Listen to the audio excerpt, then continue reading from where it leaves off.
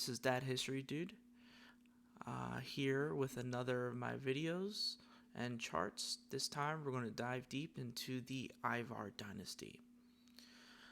The Ivar Dynasty is most notably famous because about half of historians believe that this dynasty, which leads into many other branches, going into the Crovan dynasty and even MacLeod's, descends from Ivar the Boneless. Now, there are other historians who believe that this was actually an entirely different Ivar, that there were two Ivars in the same time period invading the same lands, the British Isles. We can only speculate if there were two Ivars or if there are one.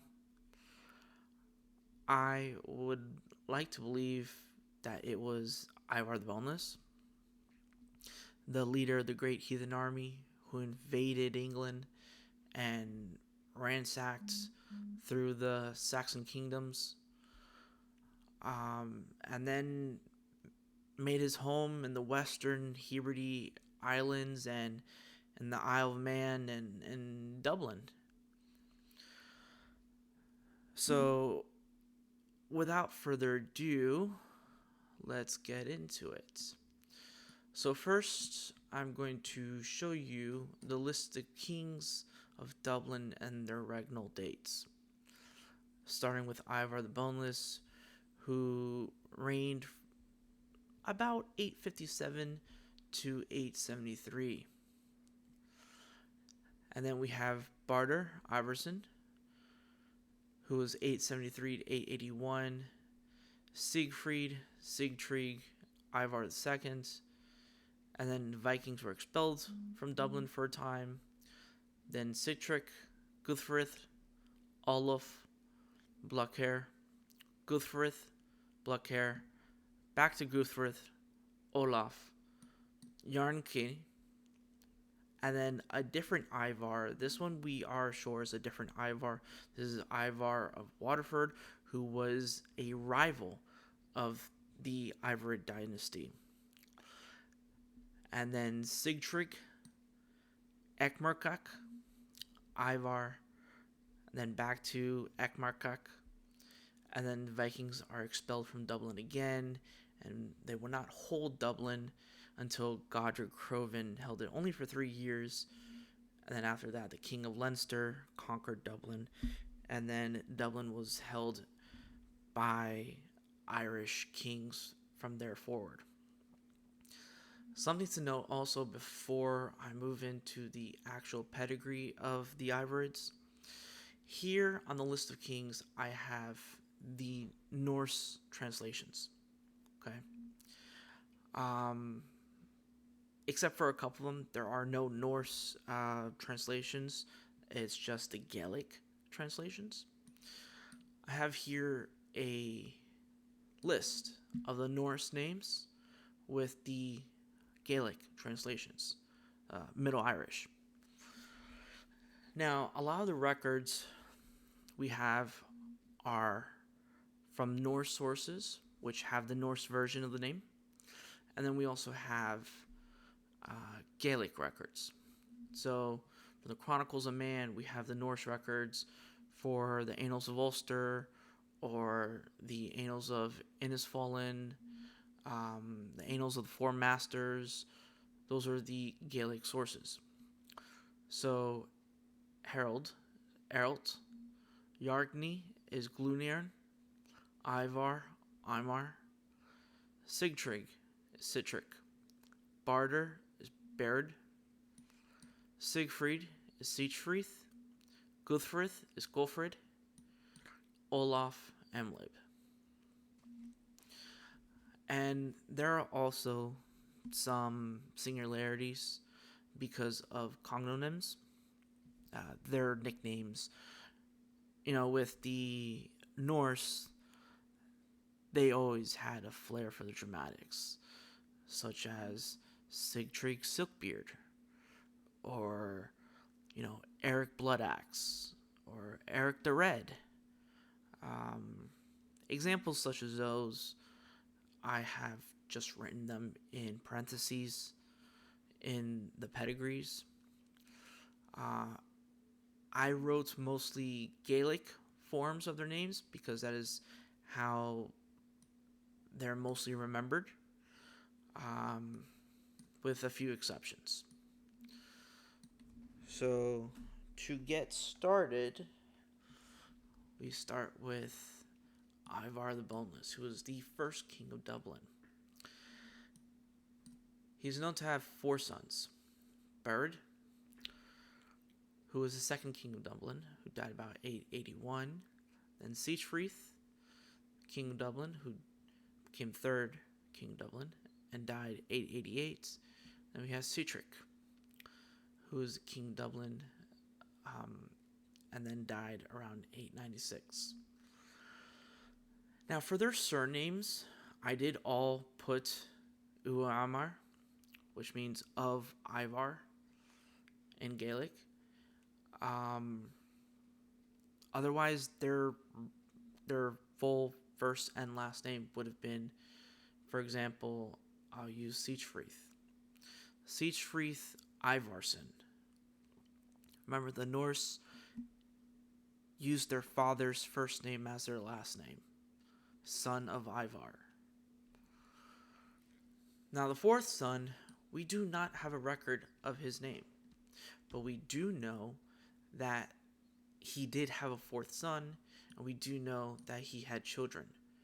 These children here. So we have an Amlabe here, or Olaf, the Norse version. We have Ivar II, who was the 5th king of Dublin, died about 904. Ragnall, who is king of Man in Northumbria. Something that you will understand about the Ivards is that they weren't just king of Dublin. They also held lands in Northumbria. They held lands in the Isle of Man, the Isles, the Western Hebrides of Scotland. So when I say king of Dublin, I did not differentiate that they also held lands elsewhere, but I did differentiate if someone else held those lands while someone else was king of somewhere else. This example, these brothers, Ivar II was king of Dublin while his brother was king of Man and Northumbria. When Ragnall died, Gulfred became king of Dublin and Northumbria, but not before Sigtrygg was king of Dublin and Northumbria. So Ivar was the 5th king, Sigtrygg was the 6th king of Dublin, and then Gulfred was the 7th. Now, these numbers are only for the Kingdom of Dublin, not Northumbria. Northumbria was too volatile, and it was taken not only by the Arvards, but also by other Vikings, and then eventually by the Anglo-Saxons, and it went back and forth. So I did not even bother to list the regnal dates for the Kingdom of Northumbria. It's too convoluted. So, following Sigtrygg, as I said, he was the 6th king. Gulfred was the 7th. Gulfred's son, Amlabe, or again Olaf, was king of Dublin. He did have a son, Caman, but he was not powerful enough to take over and become ruler. So his brother, Blacair, was the 9th king, and then he would also later become the 11th king of Dublin. So he also had brothers Alban and Ragnall, who was king of Northumbria. Now, their cousins over here, we have Harold Sigtryggsson, who is the king of Limerick. Oswy, Sigtrygg, and Gulfred. Gulfred was the 10th king, and then he became the 12th king. So it went Sigtrygg, Blackhair, Gulfraid, back to Blackhair, and back to Gulfraid being the 12th. And then the most famous Olaf Kjorvjarn, who was king of Northumbria and Dublin. He was the 13th king of Dublin. Now, before I get into this convoluted pedigree here, I do want to touch on the descendants of Harold Sigurdsson, who had Gulfred and Maccus. They were kings of the Isles. They lost Limerick. Their father, Limerick, was taken over by another Irish king, but they held on to the Isles. Now, when I say king of the Isles, I also include Man, but that's not presently important right now. It's all of the Isles. So Maccus died first in 984, and then Gulfraid died 989. He had two sons, Ragnall and Lagman, who were also kings of the Isles. Lagman would have a son, another Olaf, Amlib, who died 1014. Ragnall would have two children, Cacht Ing Ragnall Uí Ímair. This is a Gaelic name. This was a daughter. And then Ekmarkak. By this time, by the 900s to 1000s, they're very Norse-Gaelic. So these are Gaelic names. There are no Norse translations for these.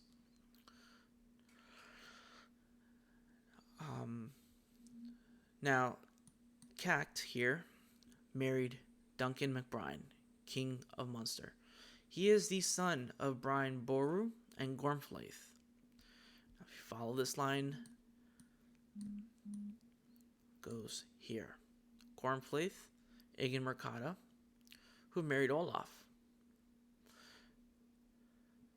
Now, Olaf's first wife was Dunlaith, and together they had Glunirn, or Irony was his nickname. But his second wife was Gormflaith. Now, Olaf died in 980. Gormflaith was still pretty much alive. She remarried Brian Boru, the High King of Ireland. And together they had Duncan, the boy who married the daughter of Ragnall. And they would have descendants of the O'Neill clan in Ireland.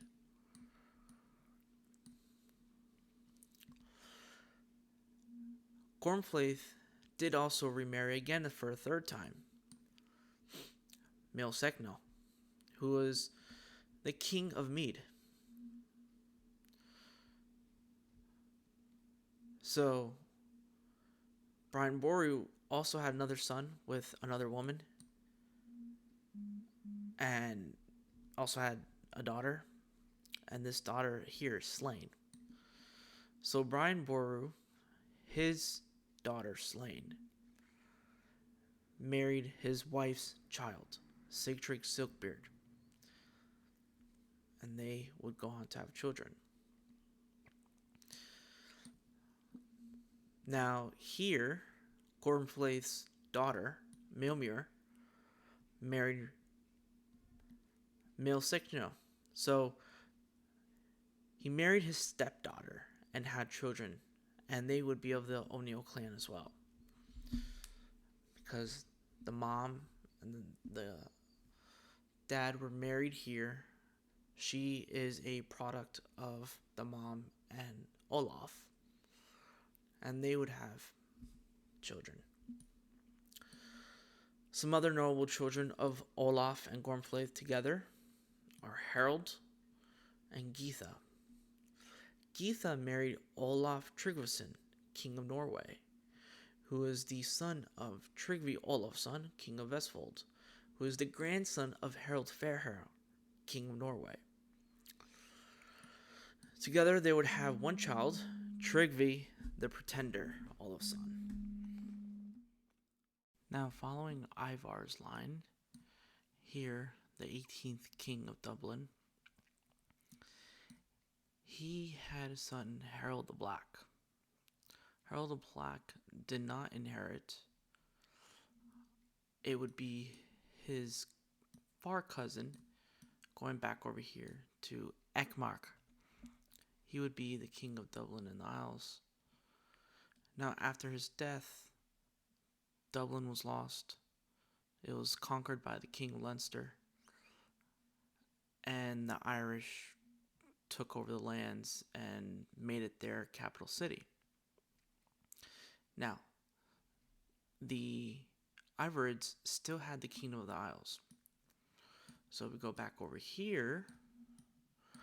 Ivar's grandson, Godric Crovan, he went to his cousins in the Isle of Man. Over here, Galfrids and Fingal, who were kings of the Isles. That was their last holdout, their last remnant. Godric Crovan was a mercenary. Everywhere else had been taken over. He was a man for hire.